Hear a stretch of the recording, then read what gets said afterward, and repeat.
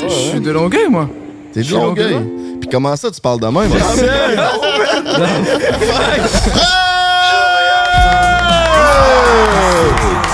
T'es un rappeur qui est un des artistes les plus streamés au Québec actuellement. T'as juste 21 ans. C'est quoi que ça t'a pris pour dire, OK, là, je suis sur le bon chemin? Un DM Instagram de Camaro. Oh ouais, Chris, c'est fire, ça.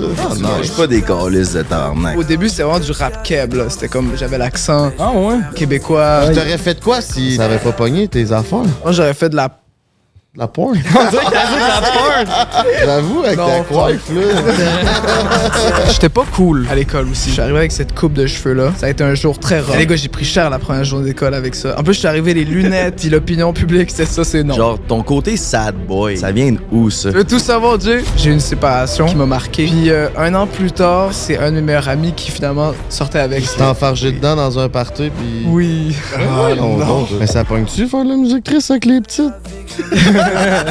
Check ben Frank sortir un single. C'est ça!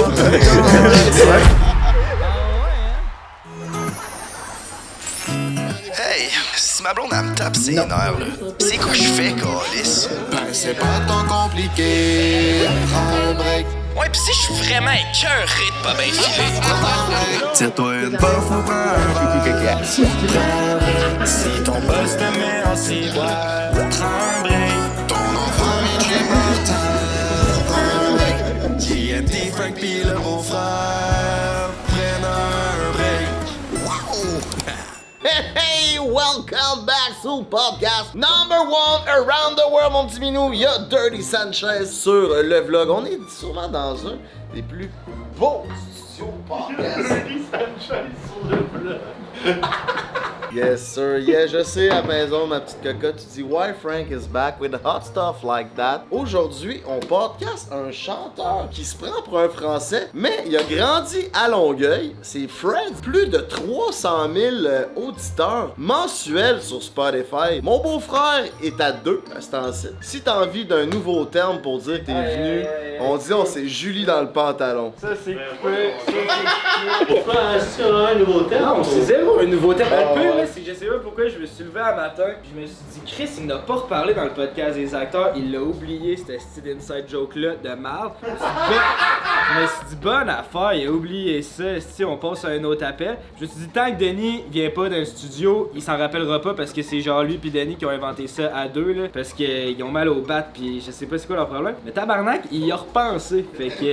J'y ai pensé hier en me couchant, j'étais comme ah oui, il me semble que c'est la joke la plus drôle de la fin de semaine parce que c'est comment c'était arrivé genre Je comprends même pas pourquoi on en parle encore. c'est parce que Denis s'est levé avec genre une grosse tache de sperme sur le bord du pantalon, fait il s'est comme jizz dessus. Pendant qu'il dormait collé avec Jay en passant, là, ça se peut pas. Fait que c'est ça, le lendemain matin là, Denis s'est réveillé avec une tache parce qu'il s'est jizz dans le pantalon, mais là, jizz ça commence par J, puis la mère du beau-frère c'est Julie. Fait que j'ai dit, tu t'es Julie dans le pantalon!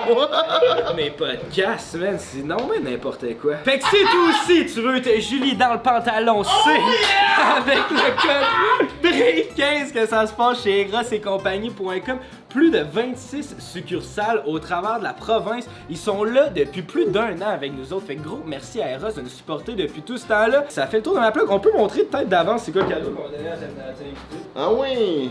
C'est le vagin d'une actrice connue, une actrice porno bien sûr. Si tu vas sur pornhub.com baby, tu peux la retrouver dans la bande-annonce de plein de sites fantasmagoriques. C'est le vagin d'Hélène Boudreau. Elle s'est fait faire une fleshlight, elle s'est moulée à Noun. Comme mon beau-frère s'est fait un clone de Willy, elle s'est clone le Noonie.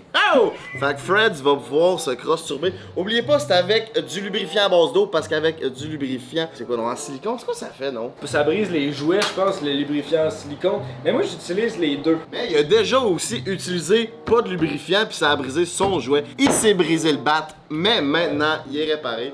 Honnêtement, je shout-out au lubrifiant, ça sauve les battes, c'est pas super cher, il y en a plein de sortes chez Eros. Moi, je te le conseille, ça a complètement changé mon expérience sexuelle. Je me brise même plus le pénis depuis que j'utilise du lubrifiant, fait que les affaires vont bien.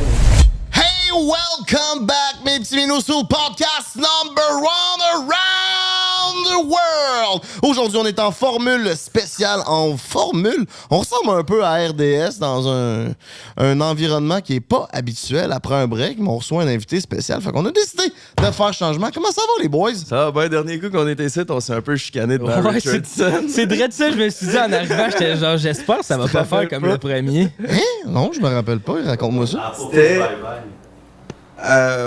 Non, c'était pas le bye-bye. C'était à propos du bye-bye. C'était genre que moi, j'étais dans la mentalité, j'étais comme... Tu sais, quand quelqu'un est vraiment en poche là, dans le quoi, puis ça fait 10 ans, là, à un moment donné, peut-être d'y dire, genre, OK, je pense que ça marchera pas, puis tout était comme non, tout le monde laisse la chance au coureur. Puis on a commencé à s'ostiner pendant genre 10 minutes, puis Richardson, il était là, crissement malaisé. Puis tout le long, l'exemple, c'était, tu sais, mettons que le beau-frère fait de la musique, là, on le sait qu'il l'a pas, là, faut lui dire qu'il l'a pas. Ben non, esti, peut-être que le beau-frère va devenir bon, on le sait pas, esti. Fait que là, c'était juste destiné sur savoir si j'avais peut-être un potentiel de musique. J'étais genre, c'est qu'est-ce que c'était quand même bon, ça faisait du bon contenu, c'est juste que Richardson, il était ultra mal. Oui, c'est tout gentil. Ah ouais, Christmas match, j'étais avec tantôt justement, puis good guy. Shout out à toi, Richardson. Mais on est justement dans le studio de Richardson, au studio 21, parce qu'on était supposé de faire ça à l'appartement des boys, mais dernière minute, on a dû changer nos plans. Comment ça, donc, on a dû changer nos plans, les boys? Sérieux? Ben, je peux. Dans le fond, enfin, la saga du mur va être enfin réglée. Là, si vous avez suivi un peu, Denis vit derrière une bâche depuis 4 mois. Il n'y a jamais eu de mur qui a été fini pour sa chambre. Denis, c'est notre coloc, pour ceux qui savent pas. Exact. Denis, c'est notre coloc. Puis il n'y a jamais eu de mur pour sa chambre. Il y avait juste une bâche. La promesse... Ça fait 4 mois. Ouais, ben non, 6. Ça fait 6 mois que vous êtes là, les boys. Ça fait 6 mois qu'on avait Ben, juillet, août, septembre, octobre, novembre, ça fait 5 mois. Ouais. OK.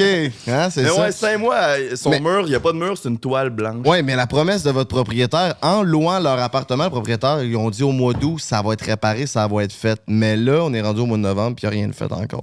Ouais, fait que c'est ça. Puis là, hier, il nous appelle. Il a appelé Jay hier. Puis c'est quoi qu'il t'a dit? Ben, il m'a dit, là, les contracteurs sont down, mais il faut qu'ils viennent demain. Puis sinon, c'est dans un mois et demi qu'ils vont pouvoir faire le mur. Fait que là, on était comme, Chris, là, ça fait 5 mois que Denis n'a pas de mur, là.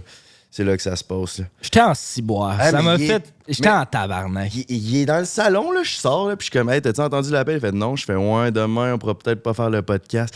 Il était en tabarnak, mais je comprends pas pourquoi t'étais autant en tabarnak. Ça Parce ressemble que- à quoi, le beau-frère fâché, mettons? Genre, J'étais en ciboire, mais c'est parce mais que... c'est ça qui me surprenait, c'est qu'on tu peux pas tant te l'imaginer, mais Non, il était c'est en ça. si bon, je dis, bon, je vais aller au gym. Ben, c'est parce que c'est toi qui as dit oui à genre au propriétaire, c'est beau, ils viendront, genre, mais j'étais comme, je le sais que c'est moi qu'il va falloir qu'il règle ce petit problème de là, faut retrouver un autre studio, faut dire à Ouais, l'invité de se déplacer, faut gérer toute l'équipe, ok, c'est disponible, est-ce qu'on change, genre là, je voyais tout ça qui arrivait, puis on avait déjà une grosse journée avec le meeting, j'étais genre, c'est tabarnak que ça me tente pas de régler ça. Ouais, là. mais c'est parce que les contracteurs, ils ont dit qu'ils vont partir vers 4 heures. Fait que j'étais comme au pire, texte Fred pour savoir s'il est down genre 2 heures plus tard. Là. C'est pas tant.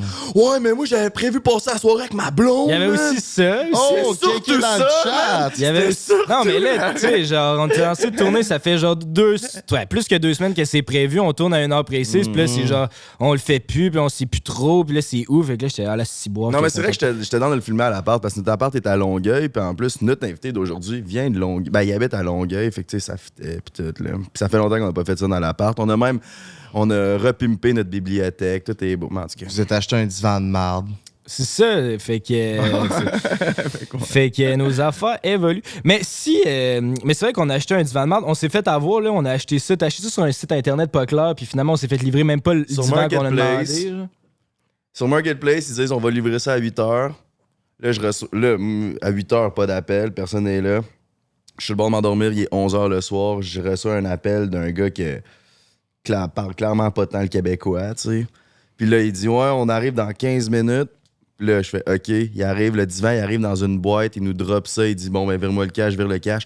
C'était 2 Indiens, dans le fond. Ils ont pogné le cash, ils ont décalcé, bloqué, plus de contact. Ils savaient très bien que le divan qu'on a acheté, c'était Ça n'a de pas la de sens. petite Il y a genre ça de place pour les fesses comme.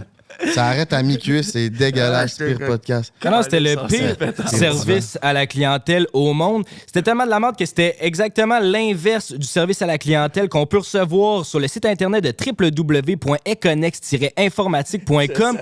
Eux, c'est eux qui s'occupent de vous. Là, si vous voulez commander un ordinateur qui est remis à neuf, qui est testé puis qui est garanti pendant 5 ans, c'est sur Econex que ça se passe. Prends un 10 si t'as envie de 10% de rabais, mon minou. Gâte Alors, toi, c'est chez Econex que ça se passe. Exact. Ils ont tout, tu sais. Ils ont des portables, des tours d'ordi de gaming, des écrans, des accessoires. Il y en a pour tous les goûts puis pour tous les budgets. Ça commence à 900$. Puis ça va jusqu'à la qualité que tu veux. Tout est là. C'est remis à neuf. C'est vraiment une qualité supérieure. Leur QG, leur shop est à Trois-Rivières, by the way, mais exact. ça se passe aussi en ligne. Mesdames, mesdemoiselles, messieurs, prends un break et très, très honoré d'accueillir quelqu'un qui est en train de conquérir le cœur des petites Françaises l'autre bord sur le vieux continent. Un chanteur, un beatmaker, un gars qui a plus de 300 000 auditeurs mensuels sur Spotify. Mesdames, mesdemoiselles, non-binaires, on accueille Fred! Allez, on n'a pas toute la soirée. What's up? What's up? Tu veux-tu des écouteurs, mon minou? Ouais, je vais les prendre. Tu viens pas de Longueuil, toi? Comment ça, mais j'ai Ouais, pas je suis d'écouteurs, hein? de Longueuil, moi. T'es de Je suis Longueuil. Longueuil. Puis comment ça, tu parles de même? Pas grave. Ben, comment? En français? En français? C'est une bonne question, ça. Je sais pas pourquoi, mais je pense que c'est parce que quand j'ai commencé à faire de la musique, j'avais déjà une genre de petite fanbase en France. OK. Puis j'ai comme adapté mon accent, puis je l'ai plus jamais retrouvé. Oh, ouais. Fait que je suis comme accent un peu international depuis le début, là. Ah, Tu manges nice. pas des calices de tabarnak. Pas en chanson, non. Non, pas en chanson. Mais dans la vraie vie, oui. Non, ouais, c'est ça. Ouais. Mais c'est ça, tantôt, t'as envoyé un message vocal après un break, là, puis c'est Emile qui répond après un break. Mais là, je voulais entendre ta voix, ça sonnait comment? Parce que tu sais, dans ta musique, tu chantes plus à tu sais, avec un petit accent. J'étais comme, ah, Chris, il sonne quand même québécois, là, dans son message vocal. C'est quoi? Ouais, Ouais, 100%. Parce que pour ceux qui savent pas exactement t'es qui, toi t'es un rappeur qui est un des artistes les plus streamés au Québec actuellement. T'as juste 21 ans puis t'as commencé ta carrière à 15 ans. Au début t'étais un beatmaker puis là après ça t'as commencé à mettre ta voix sur la musique que tu faisais. Peux-tu nous faire un espèce de petit rundown quick de ta carrière? Genre, à base, comment t'as commencé à faire du rap justement puis à mettre ta propre voix sur les beats que tu faisais? Ouais, ben comme tu as dit, j'ai commencé avec du beatmaking. Et puis rapidement, j'ai pas trouvé de personne pour poser sur mes prods. Ça, c'est un problème que beaucoup de beatmakers ont, by the way, je pense, quand on commence. Puis, je sais pas, à un moment donné, je me suis dit, je vais le faire moi-même. Je vais commencer à rapper sur le truc. Puis finalement, de fil en aiguille, c'est comme ça que ça a commencé. J'ai commencé à sortir des beats sur Insta, sur SoundCloud, puis finalement Spotify. Voilà. C'est arrivé que t'as genre check des beats à du monde, puis c'était complètement pourri, puis c'était pas ce Oui. que tu t'attendais. Puis là, c'est pour ça Oui, que oui. t'étais comme genre. C'est un peu Nav, hein? Nav, je sais pas si tu connais. Ouais, je connais, C'est en ouais. fait un peu la même affaire, hein? Ah oui? Lui, c'est que justement, il envoyait des beats à du monde. Ben, je pense, là, ça se peut que je me trompe. Mais il envoyait des beats à du monde. Puis il trouvait ça pourri. Fait que là, il a commencé à faire les top lines pour eux. Puis là, le monde disait, hey, Ouais. tes top lines, tu devrais juste sortir le beat toi-même, tu sais. Ouais, exactement. Je sais Mais moi, j'avais. En fait, il y a des sites qui mettent en contact des beatmakers puis des artistes. Puis moi, j'avais même payé pour être dans certains sites. Puis vraiment, j'avais des retours nuls. Puis c'est normal en même temps, mes prods, à l'époque, tu sais, à 15 ans, genre, tu commences, c'était pas nécessairement le best dans ce que tu fais. Fait que je me suis pris beaucoup de murs. Puis à un moment donné, je me suis dit, ben regarde, fuck off, là, je vais le faire, là. Je veux dire. Puis c'est comme ça. Mais là, au début, c'était vraiment du rap keb, là. C'était comme. J'avais l'accent Ah ouais? québécois. Puis finalement, je me suis un peu. C'est quoi sur Spotify, ça? Ouais, 100%. Ah. C'est- Puis c'est quand que t'as commencé à faire le switch? Parce que ça qui est intéressant avec toi, c'est que t'es un artiste québécois puis t'es originaire de Longueuil, mais t'es plus populaire en France puis en Belgique qu'au Québec. Là, ben là, ça doit commencer à bientôt... là, tu t'en viens connu au Ouais. Québec. Ouais, mais c'est toujours France-Belgique. First. C'est-tu parce que t'as commencé à pogner France-Belgique, t'as dit, bon, ben je vais y aller all-in dans le style qui pogne France-Belgique? Tu sais, ça a-tu un impact sur, sur la qualité de ta création, mettons? Ou c'était à cause de tes influences comme Nekfeu ou Orelsan? C'est les deux, les gars. C'est les deux. C'est sûr que les influences, ils déterminent beaucoup dans comment je vais rapper. Mais après, je veux dire, moi, mes premiers retours, ça venait de français. Puis souvent, c'était genre, on comprend pas ce que tu dis. Fait qu'à un moment donné, c'est comme, je suis logique aussi, puis sans trop le penser, au Québec, le marché est petit quand même. Puis quand t'es un artiste que mon âge, qui avait aucune fanbase, qui avait absolument rien, comment tu guettes un public si tu fais pas de concert? Ben, tu changes de marché, puis tu prends un marché qui a beaucoup de gens. Puis c'est pour ça, je pense que j'ai comme changé un peu l'accent pour être plus accessible pour ces gens-là. Voilà. Parce que, dans le fond, tout a commencé à devenir de plus en plus populaire pendant la pandémie, fait qu'il n'y avait pas l'option de faire des concerts, fait que tu t'es dit, si je peux pas faire de show, je pourrais pas faire d'argent au Québec, il n'y a pas assez de monde, fait que je vais viser la France. C'est ça qui est... Ben, c'est même pas une question d'argent, hein, c'est juste. Puis même au-delà des shows, j'ai essayé, j'ai envoyé mes trucs à des maisons de disques, j'ai eu plusieurs contacts au Québec. Puis tu sais, au début, c'était vraiment comme. J'étais dans que ça marche ici. Puis j'ai pas eu aucun retour. Puis en même temps de ça, il y avait des freestyles sur Instagram, des concours de freestyle sur Instagram qui partaient, qui avaient beaucoup de buzz en France. Puis moi, j'ai participé à ça, puis c'est comme ça que j'ai un peu rentré aussi dans cet écosystème, on va dire. OK. Puis quand t'as commencé, parce que là, justement, tu sais, là, au début, tu te faisais streamer beaucoup, puis c'était surtout pendant la pandémie. Puis là, à un moment donné, la pandémie, ça a terminé, fait que là, t'avais l'option de faire des shows. Fait que là, t'avais déjà comme un fanbase, mais t'avais pas jamais vraiment fait de show. Ouais. T'étais-tu pas? Genre, t'es décevais-tu, le monde? C'est comment? J'ai décevais dessus. Ben, j'ose espérer que non. Mais genre, ça doit prendre un peu de temps avant que tu deviennes bon sur scène, là. Genre, j'imagine. Oui, ça c'est sûr et certain. J'ai même fait mon premier show, c'était pendant le COVID, puis c'était en caméra. Puis tu sais, C'est comment ça, un show caméra? c'était nul. Ouais, man. ça devait être cave, C'était hein? horrible. Aucune ambiance. Ben non, aucune ambiance. Puis tu sais, genre, t'as les techs, t'as les techniciens de la salle qui comme bougent même pas la tête, puis t'es comme fuck, man. Ouais, Tu vois hein? juste un objectif sur toi, puis en vrai, c'est vraiment compliqué un show. Puis thank God, j'en ai juste fait un, puis je pense que les artistes sont tous un peu d'accord avec moi, là. C'est comme pas fou, là. Ah non, ça doit être terrible. Mais pour répondre à ta première question, comme oui, j'étais pas nécessairement le meilleur, puis j'ai rapidement dû en fait rattraper cet écart-là, parce que sinon j'allais juste plus faire de show, là. C'est pas bon, là.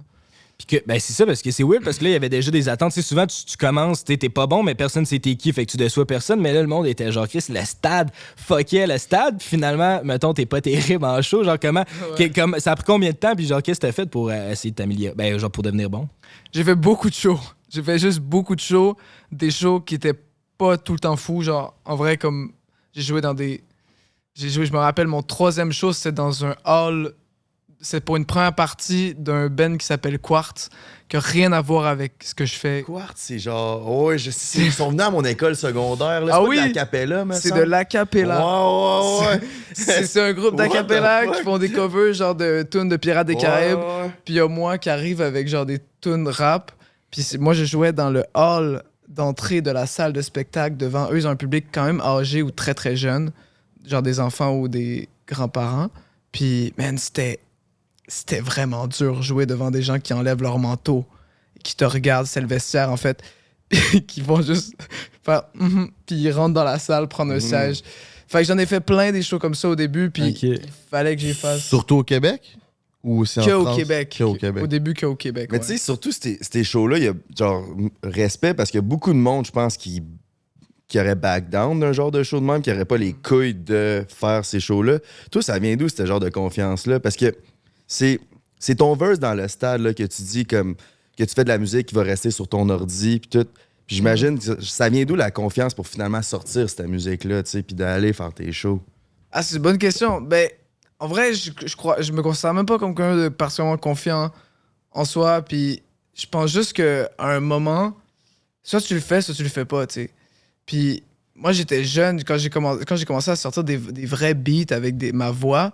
J'étais au secondaire. Puis tu sais, ça, c'est dur de comme s'expose comme ça à une école secondaire qui forcément va émettre un jugement, tu sais. Puis quand tu réussis à faire ça, en vrai, après, quand t'as passé le cap de comme, OK, ton école secondaire t'a jugé, il a dit ce qu'il avait à dire, en vrai, sortir devant des gens qui connaissent pas, C'est moins pire. c'est vraiment moins pire. C'est toujours la barrière de est-ce que les gens me connaissent? S'ils me connaissent pas, bon, au pire, ils vont pas aimer ça, puis ça va être tout, là. Ils vont pas. Mon contact avec eux va être fini. Fait que je pense que c'est pas une confiance nécessairement, mais c'est plutôt le fait que j'avais passé par des étapes qui m'ont initié avant. Puis ben ça, c'est intéressant. C'est qu'est-ce qui t'a poussé justement à te mettre out there? Surtout parce qu'au secondaire, c'est gênant, là. Puis sûrement que le monde... croise le monde à chaque fucking jour. C'est ça. Puis tu sais, tu commences, fait que t'es pas à ton meilleur non plus. Puis le monde sont harsh, là. Les jeunes sont cruel. C'est ça. Ils s'en calissent. Fait que genre, c'était comment ça, cette étape-là où tu commençais à sortir des trucs, puis le monde au secondaire te jugeait un peu? Ouais, ben, c'était. Ouais. C'était. J'étais pas cool à l'école aussi. Fait que ça qui détermine. Fait que les gens, l'opinion était très divisée dans les gens qui trouvent. En fait, ça dépend qui valide. Si les cools valident, l'école valide. Ouais. Ouais. Moi, les cools avaient validé, il me semble. Donc, c'était chill. Genre, c'était correct. Comme, j'ai pas eu vraiment de hate. J'en ai eu, mais comme très léger. Ben, je m'en suis bien sorti au secondaire. En vrai, c'était chill. Puis t'étais pas quelqu'un de genre, t'étais comment au secondaire, avant la musique, là? J'étais absolument. Tu sais, genre, entre les classes sociales, la neutralité, là. T'étais low-key, là. J'étais low-key. T'étais pas genre les losers que le monde intimide. T'étais pas genre les cools. T'étais Ouais. comme... Tu passais dans... Exactement. En fait, je me suis fait limite un peu intimider secondaire 1-2. Mais secondaire 1-2, c'est 12-13 ans. Puis après ça, je pense que je suis arrivé avec cette coupe de cheveux-là. Ça a été un jour très Faux rough. marketing, ça, by the way. La coupe de cheveux, là. Merci, les gars. C'est la coupe champignon. Ouais, non, mais t'as Back then, c'était à ton mode. look, là, pour... Genre, tu sais que c'est Fred, tu sais. Oui. C'est fire. C'est l'avantage un peu de ça. Mais les gars, j'ai pris cher la première journée d'école avec ça. En plus, je suis arrivé les lunettes, la coupe bol en une journée. Puis l'opinion publique, c'était ça. Ça, c'est non. Puis, À ouais. l'école, c'était... Puis mettons, l'opinion des filles, ça disait quoi? Ça pognait-tu ou... Ça pognait, man! Ah ouais? Ça, auprès des filles, ça commençait à pogner. Parce que j'ai vraiment passé de quelqu'un qui avait pas de coupe de cheveux, qui avait aucun style, à OK, là, je m'assume. Puis il y avait des filles, comme j'ai senti ça un peu auprès des filles, comme OK, cool, il y a quelque chose qui se passe. Mais auprès des gars, c'était comme on se moque plus. Qu'est-ce qui a fait que t'as commencé à t'assumer? Que les coups valident ton beat? Non, non, c'était avant ça même. Je pense que c'était. J'ai commencé à faire. Je sais pas. Je pense que c'est juste comme le passage secondaire 2 à 3. Je me suis fait un nouveau groupe d'amis. Je me suis fait une blonde aussi. Puis je pense que ça a comme Ouais. peut-être joué sur ma confiance. Puis. Ben, genre, ça me surprend pas que ça allait pogner avec les filles. Sûrement pas toutes les filles, mais il y a certaines filles qui ont dû triper sur ta coupe. Oui. Parce que justement, ça prend une certaine confiance toutes les d'assumer filles. cette coupe de cheveux-là, tu sais. Ouais. Genre, il y a Ouais. il y a une confiance quelque part pour se dire, OK, aujourd'hui, je vais pas là avec une coupe bol puis des lunettes, tu sais. Ouais, sans doute, peut-être. Je Puis il y a pense le que. côté ouais. différent. Ouais. Moi, je veux savoir, parce que tu sais, dans tes tunes, moi, mettons, quand j'écoute de la musique, souvent, je me base sur plus la vibe que les paroles, là, plus genre le feeling que ça donne. Mais toi, en écoutant ta musique, on dirait que tes paroles, je relate quand même pas mal. Puis genre, c'est dans les seuls artistes que j'écoute que, genre là, j'écoute plus pour les paroles. Ben, pas que ça, genre, en tout cas, tu comprends ce que je veux dire? Je Puis, te comprends. genre, ton côté sad boy, là, un peu dans tes paroles, ça vient d'où, ça? Pourquoi t'es... Oh shit. Tu veux tout savoir, Jay? Ouais, dis-nous tout, là. Comment ça, prend t'es un vrai- triste de même? Ouais. Fredou, ça va bien aller, là? Ouais. Ouais, mais comment ça, t'as le cœur embarré? Ben, j'exagère toujours les paroles, mais tu sais, tout vient. En fait, moi, j'ai une séparation, comme beaucoup de gens de mon âge, qui m'a marqué plus qu'autre chose. À quel âge? J'avais 17 ans. Fait que Combien de Peut-être que temps? t'avais été. Ouais. j'avais été un an. En fait, c'est cette blonde-là qui m'a donné un peu la confiance en soi. C'est celle que je parlais au début. Fait qu'à 17 ans. Puis un an plus tard, c'est bon, c'est un de mes meilleurs amis qui finalement sortait avec. C'est tout le temps ça, hein? C'est tout le temps des Oui. Tu t'es enfargé Oui. dedans dans un party, puis... Oui. Ah, non, non. non, Puis moi, je l'ai appris par surprise. T'sais, personne ne me l'avait dit. Je l'ai appris très tard. Puis je pense que ça m'a un peu pété le cœur. Ben ouais, avec raison. Oui. Puis cette semaine-là où j'ai appris ça, j'ai écrit mon top Spotify. Toutes les chansons qui sont dans le top quasiment, c'est cette semaine-là où j'ai tout écrit ça. Oh, Du ouais. premier album, de l'album Astronaut, à ce qui paraît, Nova, 3 accords. J'ai tout écrit ça cette semaine parce que c'est comme des fois, t'as besoin de parler. Là, Mhm. C'est le genre de truc, ça donne envie de parler. Puis c'est ça. Je pense que c'est ça qui m'a plus marqué à ce niveau-là. Puis c'est drôle que tu dises ça parce que tu sais, tous tes succès les plus populaires, t'es écrits quand t'étais triste. Puis on dirait que c'est souvent ça, l'art, puis surtout la musique, c'est genre, faut que ça vienne d'une place qui fait mal pour que le monde puisse relate, puis c'est ça qui fait que c'est interpellant. Fait que quand ça va bien, t'essayes-tu de te mettre dans une position où ce que mentalement, faut que ça aille mal, tu sais, t'essayes-tu de te briser le cœur pour créer de la meilleure art? Ça m'arrive d'avoir des réflexions comme ça. C'est des réflexions très dangereuses. De se dire, OK, je vais genre essayer de me faire du mal. Comme ça m'est déjà arrivé de vouloir presque faire foirer les choses avec une fille juste pour Pour créer de la musique par créer de la suite. musique. Mais c'est très, très dangereux parce que la priorité, ça reste toujours... en tout cas, pour moi, c'est le bonheur. C'est ce que tu vis. La musique, c'est juste un plus. T'sais. Tu veux pas commencer à jouer l'artiste non plus déchu, maudit, qui est dans sa... Parce que c'est pas le fun. T'es pas heureux quand même quand tu fais de la musique triste. Là. Mais ça pogne-tu faire de la musique triste avec les petites? Check ben Frank sortir un single. C'est ça. Ouais. Ça va bien tes affaires, là. Ben, Es-tu en couple? Ouais.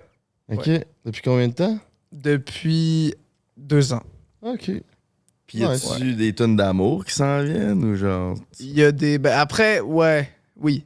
Ou t'as envie de la crisser là pour faire des meilleures tunes sad? Dis-moi pas si Je peux te le dire si c'est ça, mais c'est pas ça. business. OK, non. Non, mais Yann Dior, il a déjà dit sur Impulsive qu'il a dit genre, moi j'ai hâte à mon prochain break-up parce que c'est là que je vais sortir des bangers. Genre. Ben oui, c'est vrai. Oui. Bon, ben, Blonde à Freds. C'est ce qui s'en vient. son ami. Non, c'est pas vrai. Mais c'est à quel moment que t'as compris que t'allais pouvoir faire ça comme carrière puis que tu blow up? C'est quoi que ça t'a pris pour dire, OK, là, je suis sur le bon chemin? J'ai eu un message, un DM Instagram de Jésus? De Jésus qui m'a dit non. Un DM Instagram de Camaro. Oh, ouais. Ouais. Chris, c'est fire, ça. Oui, qui m'a dit... j'avais pas de maison de disque à l'époque, qui m'a dit hey yo, j'aime beaucoup ce que tu fais. C'était une semaine avant le COVID, d'ailleurs. Avant le confinement. Je suis de passage à Montréal, j'aimerais ça te rencontrer. Bref, je savais pas ce qui m'attendait. Je l'ai rencontré. Lui, il ouvrait sa maison de disque. Puis, il m'a proposé de signer. Puis, j'ai signé. Enfin, ça a été ma première maison de disque. Puis, je pense que c'est à partir de là que, comme je me suis considéré plus sérieux là-dedans, on va dire. Tu sais, c'est aussi quand tu touches ta première avance, quand tu t'es entouré de gens sérieux puis qui ont déjà eu du succès en plus. La là. reconnaissance de quelqu'un qui a réussi aussi. Exactement, ben oui. Ben oui. Ça, c'est une maison de disque en France. Ça, c'était à Paris, exactement. Puis est-ce que ça nuit pour le marché québécois? Tu sais, c'est quoi les avantages de signer pour une maison de disque de l'autre côté? Oui. En fait, il y a genre un buzz médiatique et institutionnel qu'au Québec, c'est difficile d'aller chercher si t'es pas signé dans un des gros labels indépendants. Fait que si t'es pas chez Audiogramme, 7e Ciel, Joyride, etc., t'es pas vraiment représenté. Fait qu'admettons que tu vas dans les galas, la disque, il y a vraiment peu de chances que tu sois nominé parce qu'il faut que tu sois... à moins que vraiment tu sois comme un incontournable, ce que j'étais pas, puisque je suis pas encore. Ben, tu commences, c'est ça. Ça me fâchait, mais c'est ça, je checkais, j'étais genre, pourquoi il y a pas vraiment de médias mainstream au Québec qui s'intéressent à toi, mais si tu check les numbers, t'as 145 000 abonnés sur Instagram, ton Spotify, ça bombe bien raide, 300 000 monthly listeners, ça va crissement bien si tu regardes comparé aux autres artistes québécois, mais on dirait que t'as pas l'attention du Québec comme d'autres artistes qui font moins de streams, tu sais, fait ça te fait chier, ça? Non, c'est la game. Tu sais, moi, je suis un artiste qui a pas d'accent québécois quand je chante. Ça fait qu'il y a des gens qui vont peut-être snobber, il y a des gens qui vont se dire qu'il est pas québécois. Au final, je reçois peut-être moins d'attention, moins de validation, mais c'est correct. Je sais pourquoi et j'en veux pas aux gens qui me reconnaissent pas encore comme quelqu'un qui est incontournable ou whatever. Comme je pense que ça va prendre son temps. Puis, comme je t'ai dit, ce buzz-là médiatique et institutionnel, là, qui n'est pas organique, by the way, que beaucoup d'artistes d'ici ont vraiment fortement. Genre, je pense à des artistes comme Ariane Roy, Lou Adrienne Cassidy, Thierry Larose. Ça, ces trois-là, exemple, ils ont ce buzz-là que moi, j'ai pas. Ben, ça va venir un jour. Puis quand ça va venir, ça va être à mon tour. Puis je pense que ça va être cool aussi. Mais en attendant, je vais le prouver organiquement. Tu vois ce que je veux dire? Puis le marché français est sûrement beaucoup plus intéressant que le marché québécois? Oui. C'est sûr? Oui, mais en même temps, c'est pas chez moi. T'sais. C'est sûr, c'est pas chez toi. Mais, tu sais, les rappeurs québécois, ça a été longtemps de même. Là. Ils ont pas eu le spotlight. Là, ils ont tout le spot. Ben, il y en a qui ont le spotlight, mais ils chantent pas mal tout pour 7e Ciel. Oui. Tu sais, fait que c'est ça y a ce aussi. truc aussi. Le business, là, tu sais. Oui. Ouais, il y a vraiment ce truc aussi au Québec, comme tu le dis, de. Tu sais, les Indés, ils contrôlent l'industrie du Québec ici. Les Indés, c'est quoi ça? Les labels indépendants. Puis c'est rare des marchés où c'est les labels indépendants qui contrôlent un marché. Ça, là. Ouais, là, t'es en train de me Ben non, mais tu sais, en général, c'est les majors. Quand je parle de majors, c'est les... Là, ça se peut que je dise des trucs faux, mais c'est les 3 maisons de disques qui contrôlent tout le monde. Ok. C'est Universal, Warner, puis Sony. Puis bref, dans tous les marchés, c'est environ eux, ces trois-là, qui contrôlent le monde. Puis bref, dans les années, je pense, 75 ou 85, toutes les majors ont bougé de Montréal pour aller à Toronto. Ça le fait qu'il y a une industrie de maisons de disques indépendantes qui a pris le contrôle. Je parle de Audiogramme, de Coyote Records, de tous les gros Bravo Musique. 7e ciel compte-tu dans les labels indépendants? Ouais, parce que c'est un label indépendant. Ok, c'est ça. Ouais, c'est pas... C'est ça. Fait que, ben, tout ça pour dire que cette machine-là fait que si tu rentres pas dans un de ces labels-là indépendants, ben, c'est difficile d'avoir une représentation. Puis c'est possible. Je réussis quand même à avoir, entre guillemets, ma part du gâteau, à faire des concerts, à avoir... Mais tu rentres moins dans le game. Puis au Québec, t'as Joyride puis t'as 7e ciel qui contrôlent pas mal tout le rap keb. Fait que si t'es pas signé chez eux, man, les collaborations, c'est plus complexe. Ils te feront pas de place nécessairement. Pas nécessairement, puis ça veut pas dire qu'ils sont de mauvaise foi, ils sont de très très bonne foi. De toute façon, le rap keb, c'est uni, là. Je veux dire, on le sait. Si Loud fait des bons chiffres, s'ils font le Centre Bell, puis je suis pas là avec 7e ciel, c'est mon art aussi qui valorise parce que c'est du rap keb, puis y a pas tout le monde qui écoute du rap keb. Fait qu'au final, on se valorise tout, puis c'est cool. Mais still, tu vas peut-être avoir plus de difficultés. Puis, Très sérieux. puis tu fais-tu, genre... Puis fait que là, en ce moment, mettons, toi, dans ta carrière où t'es, est-ce que tu fais plus... Ben, je sais pas si ça se calcule quand même, mais tu fais plus d'argent en France ou tu fais plus d'argent au Québec? Beaucoup plus au Québec. Tu fais plus d'argent au Québec qu'en Ouais. France, mais t'es plus Ouais. populaire en France. C'est quoi qui explique ça? Les subventions. Subventions. Comment ça marche, les subventions? Les subventions, c'est un âge. En fait, pour tout ce que tu entreprends en tant qu'artiste, en général, tu peux aller chercher des enveloppes du gouvernement. Puis ça fait que, bon, les concerts, les albums, la production, tout ça, ben, en étant québécois, tu vas avoir un support monétaire qui va backer un peu tes frais. Parce qu'en France, évidemment, les Français, ils en ont pour eux, mais ils en ont pas pour un Québécois. Évidemment. Sauf que les revenus aussi, c'est que tout dépend. En France, tu vas faire des concerts, pour un artiste comme moi, c'est vraiment pas payant. Parce que tu fais les mêmes salles qu'ici, mais les salles sont pas subventionnées. Ça veut dire les cachets, pour un cachet de 3500, 4000 $ que je vais faire ici, là-bas, l'équivalent, ça va être un 600 $, OK. 700 $. Puis il faut que tu te déplaces. Puis il faut que tu te déplaces. Fait que c'est de ta poche. Il y a des programmes de subvention aussi de rayonnement international, mais... Ah ouais?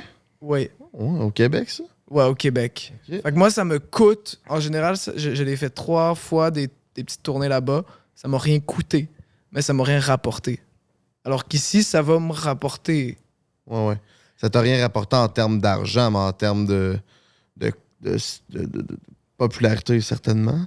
Oui. Puis aussi de solidifier ton public aussi, sûrement. Oui, 100% Tu sais, d'être fidélisé. présent. Ouais. Ça doit être tough de fidéliser le public quand t'es pas là. Oui, effectivement, ça se fait plus ou moins. Puis à un moment donné, comme je fais beaucoup de shows au Québec et pas beaucoup en France. Puis à un moment donné, les gens, ils s'impatientent, ils veulent que tu viennes aussi. Puis c'est normal que tu veux donner aussi à ton public. Mais en termes de popularité, tu sais, Eminem, je pense qu'il faisait presque pas de shows, là. Genre, t'es pas obligé de faire... Je pense pas que t'es obligé de faire des shows. Je pense juste que pour quelqu'un qui commence, tu te tires un peu dans le pied si t'es jamais sur le territoire que t'essaies de percer, là. Est-ce que tu considères que pour un gars, tu sais, t'as juste 21 ans, là, puis ça va crissement bien tes affaires. T'es-tu riche pour un gars de 21 ans? Oh shit! Riche? Non. Je pense C'est pas. quoi riche pour toi? T'es-tu Ouais, libre c'est ça. financièrement? Oui. Oui, je suis libre financièrement, sauf que. Mais c'est ça. Riche, ça veut dire quoi? Ben, c'est l'interprétation de chaque. Là. Ouais. Tu peux être riche à 1 million, tu peux être riche, tu sais, Être riche libre financièrement. Spirituellement. C'est ça. Moi, Ouais, je suis surtout riche. quand tu lis la Bible. Already know. Puis t'aurais fait quoi si ça avait pas pogné tes affaires? Oh, je sais pas. Je pense que j'aurais fait de la. La porn? On dirait que t'as fait de la porn! Ah ouais, hein? J'avoue, avec Non, ta frère. coiffe, là. Ouais, non. Non, j'aurais fait de la prod, de la production. Ça aurait resté dans la musique. Je pense que oui. OK. Je pense que oui. Ouais. Là, t'es encore à l'école, justement? T'es-tu Ouais. encore à l'université? Ouais. Pourquoi, hein? J'aime bien. J'aime bien l'université. C'est pour faire plaisir à tes parents. Entre autres. C'est vrai? Oui. Mais c'est pas que ça. En vrai de vrai, au début, je le voyais comme, OK, je vais le faire pour mes parents. Finalement, c'est pas que ça. C'est aussi un truc de... Écoute, quand tu fais de la musique dans ta chambre, là, trouver des raisons de sortir, là, il y en a pas tant que ça. Ouais. Fait que d'aller à l'uni, rencontrer des gens, de parler à des gens, c'est important, quoi. Ben, tu sais, pour être inspiré, j'imagine, faut que, justement, si tu restes dans ta chambre, tu peux pas être inspiré non plus, là. Ouais, non. Puis Effectivement. dernièrement, t'as mis dans ta story, je l'ai liké, là, t'as mis « J'apprends à être heureux parce que personne m'a appris ». C'est de quoi de même t'avais Exactement. écrit? C'est difficile d'être heureux. Vous le savez, probablement. Ouais. Puis j'ai rapidement compris que le succès que j'ai dans la musique a aucun lien avec mon bonheur. Hmm. Et ça a été très dur parce que je voyais vraiment mon objectif comme avoir le plus de succès. Puis finalement, aujourd'hui, ça l'a shifté complètement. Parce que c'est plus ça qui me rend heureux. C'est pas ça qui me rend heureux. Ce qui me rend heureux, c'est les petites choses. C'est, je sais pas moi, c'est de pouvoir gamer quand j'ai envie. C'est de pouvoir passer du temps avec mes bros, des trucs comme ça. Puis des fois, ça vient... D'essayer d'avoir du succès, ça vient contrer ça. Fait qu'on dirait que je déconstruis tout ce que je pense, tout ce que je savais du bonheur, puis je le reconstruis en ce moment. Puis d'où cette chanson-là que j'ai écrite. Ouais, mais c'est-tu parce que t'es dans au stade que genre tu penses que OK, quand je vais avoir 300 000 monthly listeners, je vais être heureux. Là, t'as atteint ça, t'es comme non, j'en veux 500 000 finalement. Puis t'arrives à un point que t'es comme OK, j'en veux toujours plus. Fait que finalement, je vais jamais être heureux. Fait que c'est pour ça qu'il faut comme take a step back puis comme commencer à apprécier les petites choses de la vie. Ben oui, beau, exactement. Puis je pense que tout le monde du milieu public a eu à un moment cette révélation, ou du moins, peut-être qu'il l'a pas écouté, mais il l'a eu. Comme même vous, quand vous deviez comme avoir un permis public, vous deviez avoir un objectif, vous avez dû le dépasser probablement 10 fois, cet objectif-là. Mhm. Je me trompe ou pas? Ouais. On est bien bandé. On est effectivement. Exactement. Vous pensiez pas que vous alliez vous rendre là, et pourtant, je suis sûr qu'à ce jour, vous êtes content, mais vous avez un nouvel objectif. Ou pas, je sais pas. Mais moi, en tout cas, c'est ça. Ben oui, ça continue toujours à grossir. Puis aussi, moi, ce qui m'intéresse là-dedans, c'est que toi, t'étais, tu dis au secondaire, t'étais pas, mettons, le gars le plus populaire. Fait que tu t'étais genre normal, ben dans la norme. Là. Puis là, à un moment donné, il y a un moment où tu commences à faire de la musique. Puis là, Chris, tes affaires vont bien. Puis là, tu fais des entrevues. Puis le monde dit que t'es un prodige. Puis là, t'es le jeune, t'es le new thing. Puis là, le monde, tu sais, t'as tout de l'attention autour de toi. T'as-tu une phase où, justement, toute cette valorisation-là, ça t'a un peu joué dans la tête avant de te rendre au moment où là, tu te dis, crime, ça n'a pas rapport avec mon bonheur? J'imagine, est-ce qu'il y a eu une phase où t'étais comme, OK, mais là, je suis de shit, finalement? Là? Ta coupe champignon, as-tu grossi? C'est ça la vraie question. C'est ça? Ouais, c'est bien dit, ça. Je pense pas, parce qu'au secondaire, j'ai eu une période, justement, où je me suis un peu pris la tête, et pas pour la musique, mais pour le fait que j'allais à des parties. Puis mon groupe d'amis à moi allait pas à des parties. En secondaire 3. Je m'étais fait un nouveau groupe d'amis. Puis bref, je me suis pris la grosse tête. Puis assez vite, j'ai perdu tous mes amis de ce groupe-là. Puis j'ai compris que plus jamais j'allais être comme ça, parce que personne qui gagne à ça, là. Puis là, aujourd'hui, je crois que en vrai, c'est cool. Je suis pas... je suis assez... Je crois que je suis assez humble avec ça aussi, là. Puis as-tu vu une différence de comportement dans ton cercle d'amis ou dans la famille un coup que t'es devenu connu, plus populaire? Négativement ou positivement, là, bien entendu? Oui, mais surtout les gens moins proches. Les gens très proches de moi, je pense que je les ai bien choisis, puis ils sont pas laissés influencer par ça. Mais les gens qui pivotaient, qui orbitaient un peu autour de ma vie, déjà des amis du secondaire, des amis de longue date, des fois je l'ai senti ça, peut-être plus d'intérêt, peut-être au contraire de la jalousie aussi qui est ressortie avec certaines personnes. Puis dans ce cas-là, il faut juste les laisser aller, là. C'est ça aussi, là. Y a-t-il une partie de toi qui était comme fuck you? C'était l'air assez humble, mais genre, ça t'est déjà arrivé d'être comme, hey, toi, là, tu voulais rien savoir de moi avant, là, fuck you. Oui, ça c'est vrai. C'est sûr qu'au secondaire, personne me calculait, puis là, comme, à un moment donné, tout le monde savait j'étais qui, tout le monde avait du respect et tout. Puis même là, à l'université, là, tu sais, le monde, il te traite-tu comme un universitaire moyen ou il te traite comme Freds?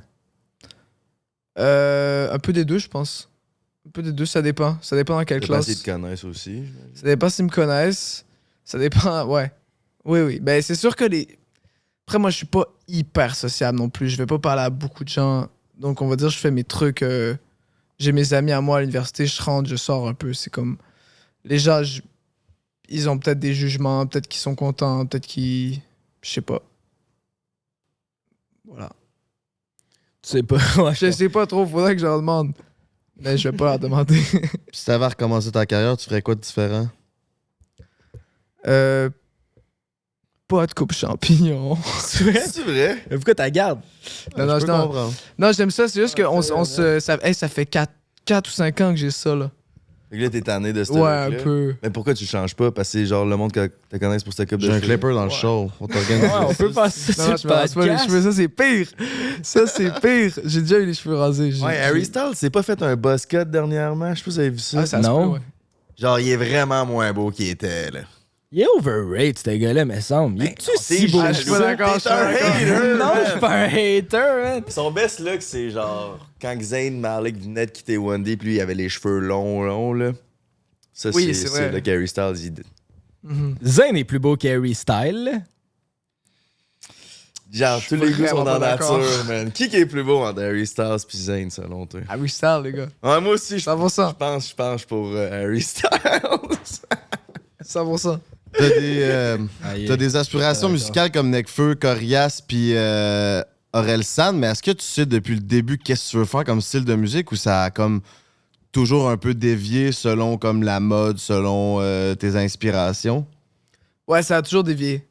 100%. J'ai toujours eu ce gros attachement au ukulélé. D'où... Tu déjà allé en Hawaï? Oui. Le oui. ukulélé, il y a Shout un out. bruit qui est bon pour le soul. Ouais, je suis Ben d'accord oui. avec ça. C'est bon. Genre, du ukulélé, c'est le shit. Ça fait longtemps que je dis ça, mais je suis content d'entendre. J'ai jamais entendu dire Non, ça. moi non. Ben, pas à vous, parce que qu'on n'écoute pas la même musique pantoute, mais genre, quand je me traîne avec du monde qui font de la musique, je suis comme, vas-y avec un beat dans ukulélé, man, c'est le shit. Yes, sir, Jay. Yes, sir. Ouais. Je lui Ukulélé, c'est le shit. C'est Je ta te dis, ukulélé, ça bump. Ukulélé, ça bump, man. En tout cas, Ben ouais. faites. Ouais. Ben, il y a un truc. Ukulélé, il y a un truc de hyper léger, Ouais. mais à la fois profond. Et moi, je trouve que ça fait tout le taf, quoi. Avoue, hein. J'ai des moments aussi où je compose des chansons à la guitare et à la fin, je suis comme, yo, on fait tout au ukulélé. Puis là, la chanson Le Stade, qui est une chanson ukulélé, Ah ouais. était pas ukulélé à la base, si je me souviens bien. Je suis sûr que c'est 20 fois meilleur avec le ukulélé. Oui. C'est un putain de banger, cette tune-là. Là. C'est un putain de ukulélé banger, ça. C'est ça. Ukulélé. Oui, Ukulélé, c'est shit. J'avais pas remarqué qu'il y avait du ukulélé, mais c'est vrai que je l'écoute souvent, cette tune-là. Surtout dans la douche, je sais pas pourquoi, mais je trouve que c'est une bonne tune de douche. Mais- T'as vraiment genre. Non, je me crosse pas, là. La musique qu'il met dans sa Le douche, beau-frère, là, il se crisse c'est des soit volets dans la Aswell ou le Oh, Stade. shit. Ouais, c'est que Aswell ou le Stade que j'ai. Ah ouais, ok. Ben, c'est des bons choix, c'est des bons choix. Il y a pas assez de ukulélé à Aswell. Tu devrais travailler là-dessus, man. Ukulélé, c'est fucking D'accord. the shit. Ça fait 2 ans que t'es en couple avec ta blonde. Fait que t'étais pas encore connu vraiment avant d'être en couple. T'as pas Non. connu la dating life en tant que quelqu'un de populaire? Pas vraiment. Ça me mène à un segment qui est assez récurrent de l'émission. C'est notre segment qui est commandité par Eros et compagnie. Je serais curieux de savoir, c'est quoi ta meilleure anecdote de célibataire avant de rencontrer ta bien-aimée depuis 2 ans? Ouais, j'ai pensé à ça, en fait, j'avais 17 ans, puis je crois que c'était justement après cette fille qui m'a pété le cœur en 1000 morceaux avec mon meilleur ami. Calice. Calice. Je suis allé, j'avais une longue, très très longue date avec une fille. Une longue date. Ça a duré genre 8 heures. C'est vraiment long. Puis c'était comme pas très le fun. Mais anyway, on est allé chez elle après. Et puis je rentre dans l'entrée, j'enlève mes souliers, je salue sa famille. Je vois que son père est bizarre un peu avec moi. Il est très très bête. Puis là, on va dans sa chambre. Puis on chill là. Puis à 2h du matin, il y a quelqu'un qui cogne à la porte fucking fort puis qui dit j'espère que t'es tout seul. Genre, il crie comme j'espère que t'es tout seul. Et c'est le fun, ça. Ouais, là, je suis comme, oh shit. Puis il y a juste parce que sa porte, elle barrait pas, puis tu pouvais l'ouvrir un petit peu, mais après, ça barrait. C'était comme un genre de fil. Ah oui, Une comme chaîne. Une chaîne, exactement. Puis là, je vois son regard et il spot que je suis là. Et là, il rentre en crise où il était fâché, là, fâché direct, parce que je pense qu'elle lui avait dit qu'il y aurait pas que je partirais comme vraiment tôt. Fait que là, je tag mes trucs, j'ouvre la fenêtre et je sors. Ah ouais, par la- Oui, c'était comme un film, là. J'étais comme, what the fuck, qu'est-ce qui se passe? J'ai pas mes shoes. Mes shoes, je rappelle, sont dans l'entrée. Pour ça, il fallait que je sorte de la porte. Fait que j'étais nu-pied, en train d'essayer de descendre un mur avec, je me rappelle qu'il y a de la vitre cassée aussi, puis genre, j'allais me péter le pied à tout moment. T'étais au 2e étage? J'étais au 2e, ouais, j'étais au 2e, puis il y avait comme les escaliers, là, de secours, là. Ouais. Puis j'ai réussi à descendre en bas. J'étais dans la ruelle. J'entends le père qui gueule en haut de la fenêtre et je suis nu-pied dans une ruelle à Montréal et je dois rentrer à Longueuil. Bref, j'ai plus jamais revu cette fille, mais c'était comme dans un film. T'as-tu récupéré tes souliers? Non. J'ai fait une croix sur mes souliers. Mais Chris, le père, il a bien dû voir que tes chouclacs étaient dans l'entrée ici. Oui. Ben, je pense que c'est ça, en fait. Je pense pour ça qu'il est C'est revenu. là que l'OD. Ouais, c'est là qu'il s'est dit, ah, si, il est pas parti. Tu sais, le père protecteur, il veut pas que sa fille soit avec un gars. Là, imagine, il t'a pas vu? Oui, il m'a vu. Mais c'est ça. Il t'a vu, imagine. En plus que tu veux pas que ta fille soit avec un gars, c'est un gars avec un esti de coupe. C'est ça! Ouais. Ouais, t'es déçu, là. En tant que père, t'es déçu. Merde! Je dois l'avouer. Bon, ben, Chris, on n'a pas de souliers à t'offrir, mais on a Quoi de bien plus confortable, mon minou? le vagin le plus populaire du Québec. Au cas où. Wow! On veut pas que tu oublies le Québec, tu sais, au cas où que ça perce vraiment en France. Ça, c'est la Hélène Boudreau. La fille de Lucas. Magnifique. Exact. Hey, merci, les gars. C'est une réplique de son vrai vagin, ça, si jamais. Oh my God. C'est elle qui fait ça? C'est Erosetcompagnie.com, baby, avec le break. 15% de rabais sur tout si t'as envie de te masturber dans le même vagin que Fred. C'est là que ça se passe. Mon minou, shout out à vous. Merci, les boys. T'as rencontré ta cocotte où dans ce cas-là? C'est une amie d'un ami. OK. Voilà. Puis elle t'aide comment, elle, dans ton ascension au succès? Ben, elle m'aide pas, elle me sort un peu de ça et ça fait du bien. Tu vois, genre, c'est pas du tout elle vient pas de ce milieu-là, puis c'est ça qui est cool, genre, on peut sortir et juste de me vider la tête sur autre chose complètement. Est-ce que tu l'as déjà exposé sur les réseaux sociaux ou tu gardes ça complètement secret? C'est plutôt secret jusqu'à aujourd'hui. Oh yeah! Ben, je l'ai déjà mis une ou deux fois quand j'ai commencé à sortir avec elle, en 2021. Mais après ça, on dirait que c'est comme... Après, même ma vie privée, j'ai arrêté de l'exposer parce que je trouvais ça... Je préférais juste garder ça pour moi. Puis mettons, tu gardes ça secret pour... parce que t'as une autre histoire de fille ou parce que tu veux protéger la vie secrète de ta blonde? Un peu des deux, je pense. Un peu des deux. Ben, comme... c'est bon pour la business que les filles pensent que t'es encore C'est pas mauvais. Mais aussi, c'est cave, mais genre, écouter de la musique un peu sad boy de cœur brisé quand je sais que ça va crissement bien ses affaires avec sa blonde, on dirait que, genre, il y a l'espèce de. Je veux qu'il y ait le cœur brisé, on dirait. Mais exactement. En fait, ça enlève un peu de mystère au truc Fred, je pense, de savoir, exemple, qu'une blonde, puis savoir c'est qui. Il y a du monde, ça marche super bien, là. Mais moi, comme mes chansons parlent d'amour, puis comme tu as dit, cœur brisé. Voilà. Les gens peuvent s'imaginer ce qu'ils veulent aussi. C'est ça qui est le fun, je pense, dans l'art. Ouais. Fait que les projets futurs, s'en viennent. C'est quoi qui s'en vient? Il s'en vient... Tu vas parler de quoi? Je vais parler de solitude, beaucoup. Et encore d'amour, mais je pense que j'ai passé du temps où je me suis senti particulièrement seul dans les derniers temps. Ce qui est pas mauvais aussi, là. Se sentir seul, c'est aussi là où tu te retrouves, là. Moi, je me suis retrouvé, je pense. Mais il a fallu que je passe par là, puis ouais, je pense que je parle beaucoup de solitude. Vas-y. Pourquoi tu t'es retrouvé seul? Ben, parce que... Pourquoi je me suis senti seul? Je me suis retrouvé... Parce que tout le monde est comme...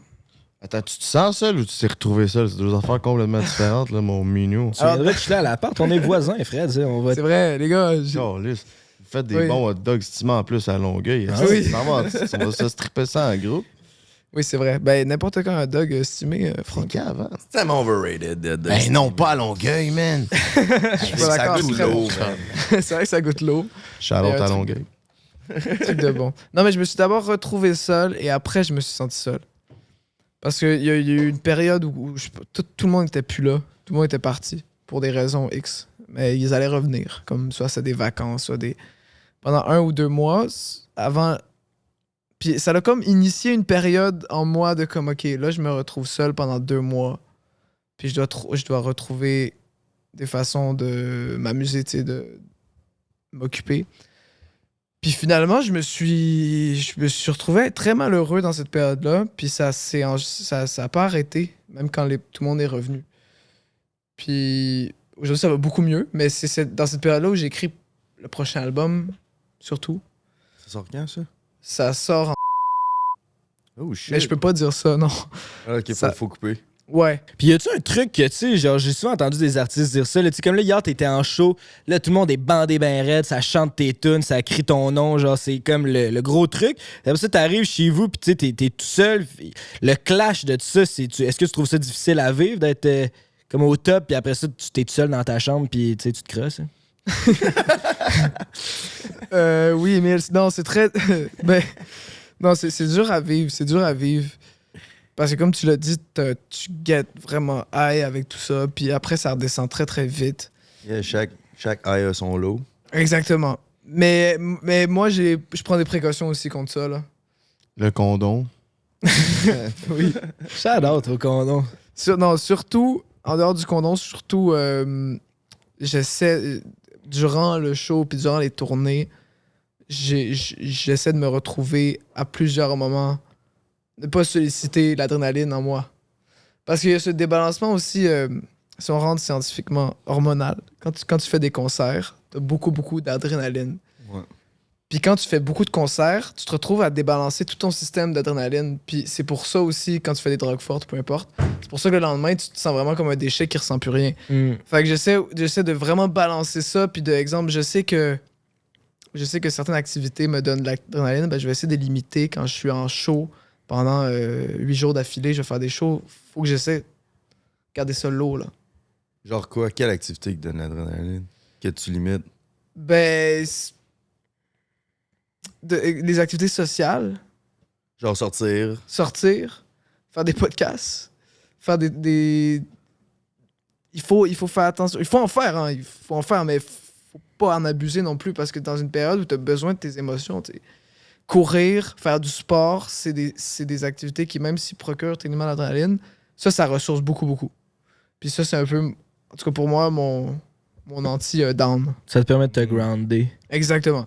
Ouais. Puis te retrouver seul, c'est aussi par le fait que y a personne dans ton entourage qui peut relate qu'est-ce que t'es, qu'est-ce que tu fais, puis la popularité que t'as. Fait que t'as du monde autour de toi, mais tu te sens seul dans ce que t'es. Fait que tu peux pas en discuter vraiment avec quelqu'un de ce que tu vis. Même si t'en parles avec ta cocotte. Parce qu'ils comprennent pas nécessairement ce que tu vis. C'est comme nous, on le vit ensemble. Fait que c'est peut-être plus facile. On n'en discute pas nécessairement ensemble souvent, mais tu sais, on le vit ensemble. Fait que c'est peut-être plus facile. Je sais pas. Ah, c'est vrai. Parce Ouais. que c'est comme... Si t'as jamais mangé de gâteau dans ta vie, si je te dis que le gâteau, il est fucking bon, genre, tu pourras jamais le savoir qu'il est fucking bon si t'as jamais mangé de gâteau, tu sais. C'est un bon exemple. C'est un bon exemple. Ben oui, tu viendras à Longueuil manger des hot dogs chez les boys. On va te comprendre. Ouais, j'attends l'invitation. Mais oui. T'as 100% raison avec ça. Comme je viens pas d'un personne dans mon milieu qui fait ça, là. Mes parents, ils sont profs puis ingénieurs, ça n'a aucun rapport, là. Fait que j'ai pas grand monde avec qui en parler de cette solitude qui accompagne à chaque fois ces gros moments de bonheur et tout. Mais quand je trouve l'opportunité de parler à d'autres artistes de ça, c'est comme... Ça fait tellement du bien, là. Ouais, parce qu'ils vivent la même affaire. Ils vivent la même affaire. On vit toutes la même affaire à des échelles différentes. Puis juste de relate, t'es comme yo, ça arrive une fois à tous les ans. Mais quand ça arrive, man, du bien. Ouais. T'as-tu l'impression qu'il faut tout le temps t'expliquer ce que tu fais à tout le monde? On dirait, genre, moi, je le vis en tout cas avec les podcasts, là, c'est tout le temps, genre, comme tu gagnes toute ta vie avec ça, d'où ça vient. C'est que le monde a 1 million de questions, puis on dirait que je parle tout le temps de ça avec, genre, tout le monde qui me rencontre, qui sont pas nécessairement, genre, des artistes. Ou... C'est nouveau gagner sa vie avec des podcasts. Tandis C'est ça. qu'être un artiste gagner sa vie avec ça, ça a été vu depuis plusieurs années. Mais en même temps, quand tu viens pas d'un milieu, tu sais, moi-même, ma famille, il y a aucun artiste, mettons, dans ma famille, fait que ça reste que c'est un sujet qui est... Tout le monde est curieux, là, il y a comme une genre d'incompréhension autour de ça. Est-ce que tu vis ça aussi un peu, vu que t'es pas dans un milieu d'artiste? Oui. Ben, la curiosité en rapport avec la popularité, c'est beaucoup de gens l'ont, là. Plus que par rapport à l'argent. En tout cas, dans mon secteur. Comme les gens, ils me demandent pas combien tu gagnes ou est-ce que tu vis de ça, mais plutôt est-ce que tu te fais arrêter dans la rue? Est-ce que, genre, avec les filles, justement, comme tu as dit, est-ce que c'est plus facile ou est-ce que, tu sais, ça fait quoi d'être connu? Puis bon, moi, je suis à moitié connu, là. Je suis même au un quart connu, là. Tu sais ce que je veux dire? J'ai une popularité qui est très, très dispersée aussi. Fait que, comme, je le vis plus ou moins aussi, cette vie de vedette, là. Ouais. Pas vraiment. C'est ça qui te fait peur, parce que de plus en plus tu continues, genre plus... Ça fait pas peur, mais je pense que je suis pas... En tout cas, je souhaite pas ça pour l'instant, là. Ça va d'exploser en mode Charlotte Cardin qui peut, genre, plus sortir de chez elle. Ça, ici, c'est là. pas, genre, t'aimerais pas ça atteindre ce niveau-là, ou... Je crois pas, non. Je crois Non? pas. T'aimerais mieux Puis- rester plus low-key, genre? Ben, en fait, mon idéal à moi, c'est comme, exemple, la carrière de Camaro ou la carrière de Cœur de Pirate. C'est des artistes qui ont explosé dans d'autres marchés. Puis à tout moment, quand ils se sentent pas bien dans ces marchés-là, ils peuvent revenir à la maison. Ouais. Puis ne pas être arrêtés à chaque 2 secondes dans la rue. Quoique, bon, Cœur de Pirate... Cœur de fait- pirate, de se faire quand Oui. même. Elle a comme explosé partout, mais still, c'est différent. Tu sais, en France, probablement qu'il y a des journalistes là, tout le temps là, qui suivent ce genre d'artistes. Là. Au Québec, non. Là. C'est parce que, ouais. Mais c'est parce qu'on court après le succès, tu sais. Tu cours après le succès, mais c'est que le succès, surtout dans ce que tu fais, ça vient avec la popularité. Fait que c'est comme tough à avoir à se gager. Parce que plus t'as du succès, plus t'es genre indépendant financièrement aussi, puis plus tu peux, genre, tu sais, t'as tous les bénéfices de ça, mais t'as aussi le fame qui vient avec tous ces downsides. Fait que c'est vraiment tough. Puis mettons, un affaire récurrent chez beaucoup d'artistes, c'est la consommation. Toi, ça ressemble à quoi, ta conso? C'est-tu zéro pinball? Tu fumes-tu du weed? Tu bois-tu de l'alcool? Non, je consomme rien. Rien? Zéro pinball tout le temps? Un verre, on va dire, à chaque 2 semaines, genre. Mais comme, à part de ça, je prends pas de drogue. Rien. Parce que oui, comme tu le dis, c'est comme... T'as tellement de high, t'as tellement d'émotions, que si tu commences à fucker ça avec des substances, t'es perdu d'avance, là. Ah, ouais, pas tout le monde, là. Moi, en tout cas, je suis perdu d'avance si je commence à tout mixer, là. Ouais. Mais c'est parce que souvent, c'est ça, t'as tellement de high dans ce milieu-là, mais t'as aussi, genre, tous les highs viennent avec des lows, justement, comme Ouais. je viens de dire. Fait que souvent, pour nommer les lows, c'est pour Oui. ça que le monde consomme. Oui. Puis là, après ça, t'arrives dans un never-ending cycle que justement, t'es habitué de nommer tes lows, mais en nommant tes lows, tu nommes tes highs aussi. Fait que tu finis par juste être numb puis tu te sens un peu vide à l'intérieur. Fait qu'honnêtement, continue sur ta wave de pas consommer. Là. Je pense que c'est vraiment... Ça, c'est le best way to go. Tu fais bien de l'écouter, il a commencé à lire la Bible, lui, fait que... il a le compas moral on point, là. Il va te remettre à ta place. Cool. Mais c'est hâte de voir parce que je trouve ça intéressant. Tu me fais penser à Superman un peu. Je t'explique. C'est comme. Ça va bien, ça. Wow. Genre, ce que Merci, tu dis, Lynn. c'est genre le modèle Superman dans le sens, je veux être big en France puis revenir ici puis genre le monde savent pas trop ce qui. Tu sais, t'es comme Clark Kent. En plus, t'as l'air un peu. Puis là, mais quand t'es là-bas, genre tu foules des shows puis là le monde capote. Mais quand tu reviens, t'es capable de revivre la vie normale. Puis t'as pas l'air de quelqu'un qui a une grosse tête. Puis je pense que cet aspect-là, probablement que ça t'aide à rester terre à terre, tu sais. Ouais, mais c'est sportif, tu sais. C'est sportif, autant mentalement que physiquement, cette job-là. Puis moi, je l'aborde vraiment d'un côté sportif. Ça veut dire, tu te prépares. C'est pas un jeu, tu sais. Pour moi, c'est pas un jeu. C'est le fun. Tu vas avoir du plaisir comme dans un sport, mais ça va être difficile comme dans un sport. Faut que tu sois prêt pour tout ça. Puis si tu essaies d'aller chercher le succès, comme tu l'as dit, ça va venir avec de la popularité, puis ça va venir avec des défauts. Faut que tu sois prêt pour ça. Si t'es pas prêt, tu peux facilement tomber dans des mauvaises choses. Là. Puis en dehors de la musique, t'es qui, toi? Genre, c'est quoi qui te passionne? C'est parce que tu consommes pas, t'as l'air balancé même dans ta musique. C'est quoi tu fais? Comment tu remplis tes journées?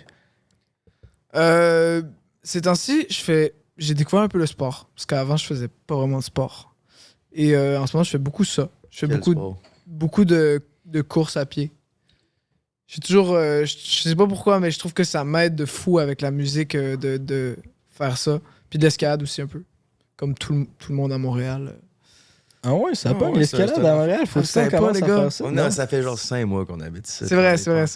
Ouais, mais c'est à la mode, là, l'escalade en ce moment. Là. Oh, ouais. C'est tellement tough l'escalade. là. Vous avez fait? J'haïs parce que je suis poche puis j'aime ça être bon dans ce que je C'est fais. vrai que t'as pas l'air d'être bon en escalade, man. Je pense que c'est ton cul le problème. Ouais. Un gros cul. Ben, de l'escalade d'intérieur, là. Ouais. OK. Genre, comme il y a des niveaux, là. Oui. Ouais, c'est genre le 2e niveau, c'est tough pour moi. Là. Oui. C'est très dur. Je fais 3 niveaux, là. Mm. C'est très correct aussi, là. Puis mettons la course, ben l'escalade aussi, mais c'est quoi que t'aimes derrière ça? C'est genre, ce que ça t'amène mentalement? Que si tu... Ouais, à fond. C'est mentalement, puis c'est aussi les moments où chaque course, c'est comme une mini... Je suis pas le premier à dire ça, mais c'est comme une mini-vie. T'as plusieurs étapes dans ta course. Puis ça commence toujours que t'es découragé parce que crime, ça va être... Non, ça commence, c'est facile. Emmener, t'es découragé parce que t'es comme, OK, non, là, j'ai juste fait 1 kilomètre, puis il m'en reste 5. Après ça, t'acceptes que ça va être dur. T'arrêtes pas. Puis à la fin, t'es heureux, man. Ouais. Puis ça, c'est tout le temps ça. Y a pas une course que ça fait pas cet ordre-là. Puis la résolution, c'est que t'es heureux à la fin. Mathématiquement, ça veut dire qu'à chaque fois que je cours, je suis heureux à la fin. Mhm. Y a rien dans la vie qui me garantit du bonheur comme ça. Autre que faire une activité physiquement qui te procure du bonheur à la fin. Ouais, non, ça fait du sens. À part si tu te casses une jambe, là, Je vois pas... ben t'auras pas de bonheur à la fin. Ah, c'est vrai. Ouais, ça, c'est. Oui, t'as raison. Si tu tombes. Ça, je dis rien. Là. Non, tu fais bien de dire ça. Il y a des détails. Ou si t'abandonnes aussi. Abandonner, des fois, c'est pas très... Non, mais c'est vrai, c'est une bonne source de motivation de penser qu'à la fin, tu vas te sentir bien. Tu sais, si tu penses juste, mettons, tu vas juste courir parce que tu as le goût de maigrir, à un moment donné, t'auras plus cette motivation-là. Mais si t'es vrai. Genre, comme. C'est un peu comme la bouffe, là. Moi, c'est genre, je vais manger de quoi de santé parce que je sais que ça va me faire mieux sentir dans ma tête plus que ça va me. Je vais maigrir parce qu'à un moment donné, je vais avoir une mauvaise journée, je vais manger du McDo, même si ça va me faire grossir parce qu'aujourd'hui, c'est pas grave. Mais si je garde en tête que je vais manger santé parce que je sais à quel point je me sens mieux dans ma tête, ça fait du sens. Fait que j'imagine, moi aussi, quand je m'en vais au gym, c'est vraiment plus pour comment je vais me sentir dans ma tête après. Parce que sinon, il va y avoir une semaine, ça me tenterait juste pas d'aller au gym, tu sais. Il y a aussi l'aspect que, genre, quand tu t'imposes la souffrance sur une longue période de temps, parce que c'est de la merde courir, là. Mais mettons, tu as réussi à te l'imposer pendant 1 heure puis tu cours un 10 km, ben après ça, on dirait que ton cerveau, il est comme adapté de s'imposer de la souffrance. Fait que si t'arrive une mauvaise nouvelle dans la journée où il y a de quoi qu'il faut que tu surmontes, on dirait que t'es un peu plus guiré à passer par-dessus, tu sais. Ça donne une résilience un peu. Oui, ben ça joue sur la confiance en soi. Beaucoup, beaucoup. Parce que au-delà de souffrir, tu te dis que tu vas être capable, puis t'es capable de le faire, puis tu le finis. Fait qu'après ça, comme tu l'as dit, tu te sens tellement plus fort pour faire des gros monuments. Quand moi, je me sens faible, nul ou mauvais, pas beau, peu importe, je m'en vais courir. Puis en général, après ça, j'ai une meilleure estime de moi. Ouais. Parce que j'ai réussi ma course, là. Ouais, je suis bien d'accord avec ça. T'as-tu un mentor ou quelqu'un pour te guider un peu dans la vie en général, tu sais, pour penser de même? Y a-tu quelqu'un que tu suis Dans les la traces? vie, non. Pas vraiment. Dans la parent, musique, un un peu. oncle ou un Camaro, ou genre, tu sais, y a-tu... Ben non. Pas vraiment, non. Ah ouais, tu fais tes affaires, puis... Mais c'est qui? Ben peut-être que j'ai quelqu'un. J'ai un très bon psychologue qui m'a donné des très bons conseils, des bonnes valeurs aussi. Mais sinon, je pense que j'ai des bons parents. Oh ouais, est-ce que tu consultes encore ton psychologue? Oui. Puis comment ça a commencé, ça? Ben justement, c'était cet apport à la popularité qui m'a un peu emmené comme... Je faisais beaucoup d'anxiété par rapport à ça. Puis je fais beaucoup d'anxiété dans la vie. Puis je pense que c'était pour ça. C'est suite à cette période où j'étais très seul, là. Je pense que c'est pour ça que j'ai consulté. Puis ça m'a vraiment aidé, man. Ça m'a aidé à trouver des raisons aussi. Pourquoi je me sentais seul, comment améliorer... Comment t'améliorer toi, genre, en tant que personne, dans ces moments-là où rien va, genre. Mm-hmm. Est-ce que t'avais peur? Parce que j'ai déjà entendu des humoristes qui disaient que, justement, ils vivaient beaucoup d'anxiété, mais ils disaient « J'ai peur que de consulter, ça va me faire perdre ce qui me rend drôle, tu sais. Parce que si je règle mes problèmes, ben... mon côté drôle, peut-être qu'il va être perdu. T'avais-tu peur, dans le fond, ma question, t'avais-tu peur de perdre un peu l'essence de ta créativité puis ton côté sad boy si tu règles tes problèmes? Non, j'étais quand même down des perdre. L'anxiété, c'est genre, ça aide à écrire, là. Mais tu sais, en même temps, ça reste une thérapie avec un psychologue. Ça règle pas le problème, nécessairement, là. Puis en fait, jamais tu te débarrasses jamais complètement du problème. Puis tu peux toujours en rire puis faire des tunes là-dessus, là. J'ai fait une chanson sur l'anxiété qui est sortie en septembre. Puis cette chanson-là, j'en faisais plus vraiment d'anxiété quand je l'écris, là. Mais je me souvenais c'était quoi, là. Parce que je l'ai déjà vécu. Si tu as déjà vécu, en général, tu vas garder des souvenirs. Puis c'était quoi les... Est-ce que tu faisais des crises d'angoisse? Genre comment tu le vivais avant, mettons, de consulter? C'était comment? C'était quoi le pire moment d'anxiété qui t'a fait dire « Ok, bon, ben là, faut que je trouve une solution. Est-ce que je peux pas vivre de même toute ma vie? » C'était comme une petite voix là, qui à chaque fois te dit que ça va mal se passer, qu'il va arriver quelque chose qui va changer ta vie. Ou c'est comme si c'était tout le temps sous pression, genre, d'avoir ce truc. Mais peu importe ce que tu dis, ce que tu fais, il y a toujours cette voix, en fait, du bruit mental, man, constamment. Là. Je parle pas... tu sais, on a tous du bruit mental. On a toute une pensée qui dit tout le temps... qui souvent rabaisse ce que tu fais. Mais moi, mon bruit à moi était vraiment fort, genre. Puis il y a plein de gens qui sont comme moi, là, aujourd'hui, là. Puis t'apprends à non pas cesser ce bruit-là, mais à plus l'écouter, puis plus à lui donner raison de ton malheur, on va dire. C'est quoi, mettons, y a-tu genre une ou deux choses marquantes que ton psy t'a donné que genre tu pourrais nous partager? Genre qui t'a vraiment aidé à te sortir de cette anxiété-là? Oui. Faut que je me rappelle. Mais man. Je pense que ça pourrait aider pas mal de nos auditeurs parce que genre je pense que genre de nos jours, l'anxiété a jamais été autant pire dans le monde au complet à cause des réseaux sociaux. Là. Ouais. Tout le monde se fait que se comparer constamment, genre, puis de mettre l'importance sur l'opinion des gens qu'au final, tu connais même pas, tu sais même pas de quoi ils ressentent, tu sais même pas c'est quoi leur nom, mais tu mets quand même l'importance là-dessus parce que c'est sur ton post, mettons, ou whatever. Puis je pense que l'anxiété, genre, c'est vraiment... en ce moment, comme tout le monde, c'est comme tout le monde parle de l'anxiété. Là. Je sais pas si tu avais des conseils pour ça. Ouais, ben d'en parler, c'est sûr, je pense que c'est le number one des remèdes. Là. Moi, c'est ce qui est... Mais tu sais, les conseils que... Avec mon psychologue, c'est des conseils très concrets, là.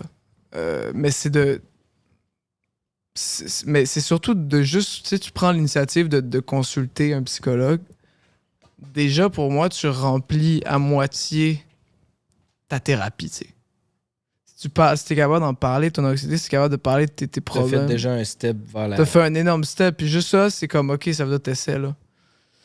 Puis ensuite, il faut en parler, tout le monde fait de l'anxiété, tu l'as dit, tout le monde fait de l'anxiété quasiment, là. Il y a genre, les gens qui en font pas, c'est quasiment eux, la minorité, là. Ouais.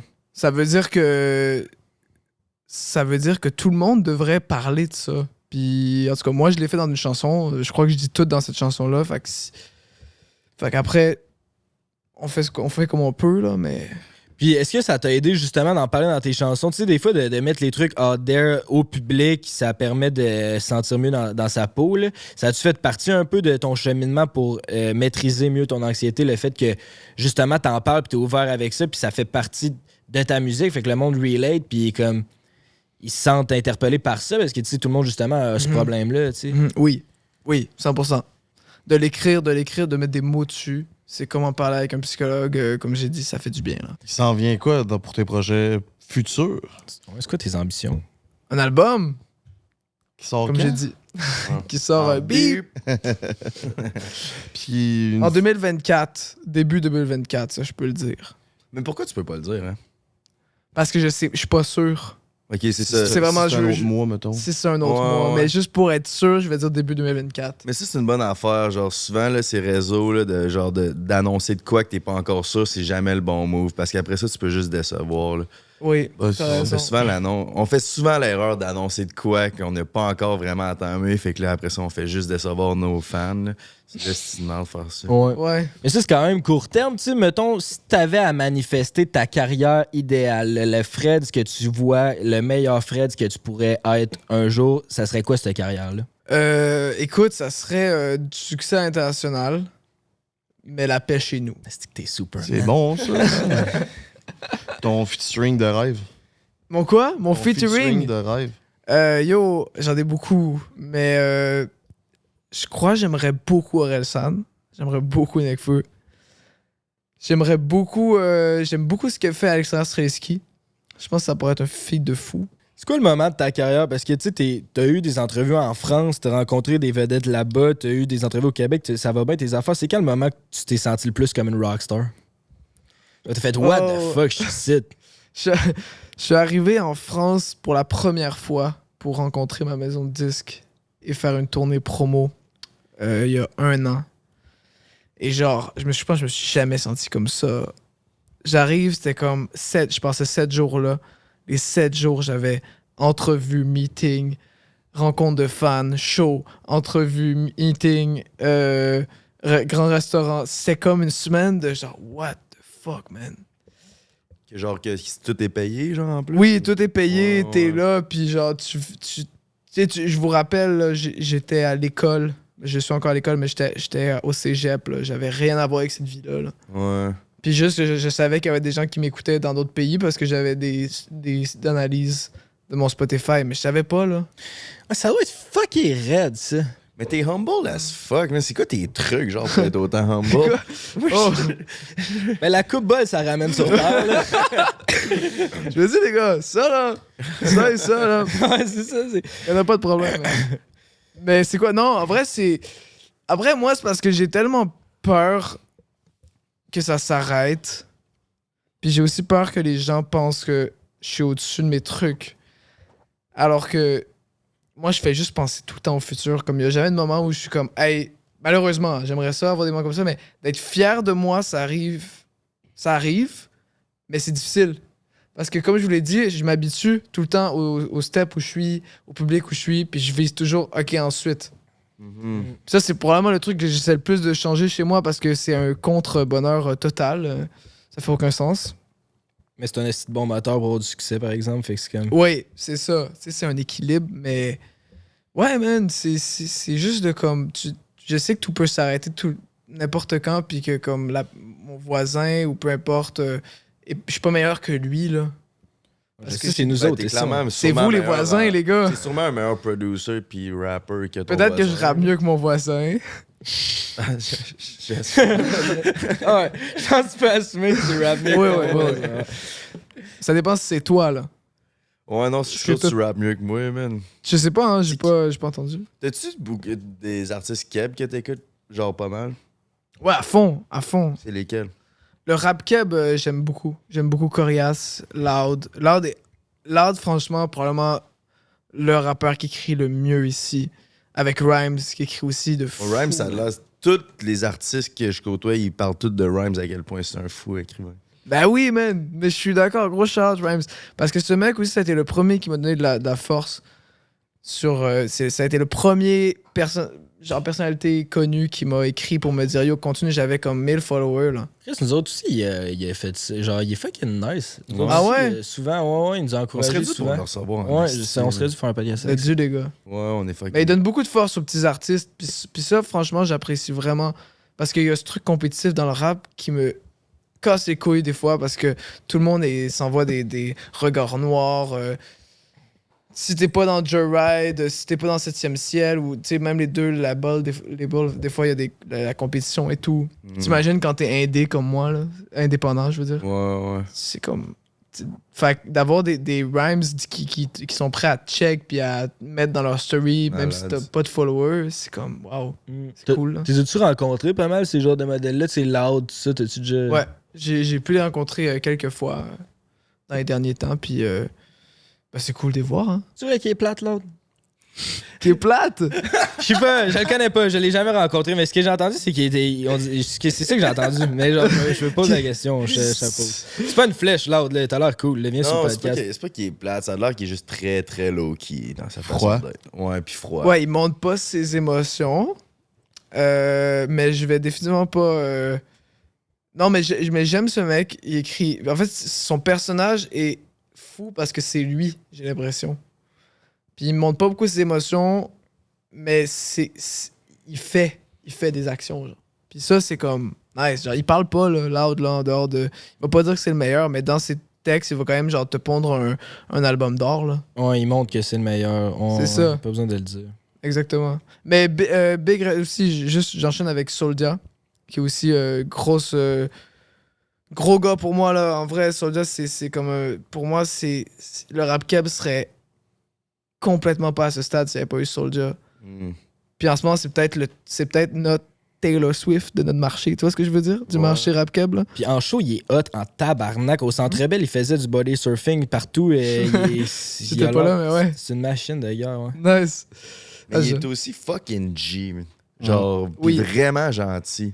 Tout le monde. Ouais, il est humain. Tout le monde qui a côtoyé Soulja, c'est fou à quel point genre je m'attendais pas à ça avec genre ses tatous pis tout. Là, nous autres, on l'avait croisé la première fois dans un VIP Monster.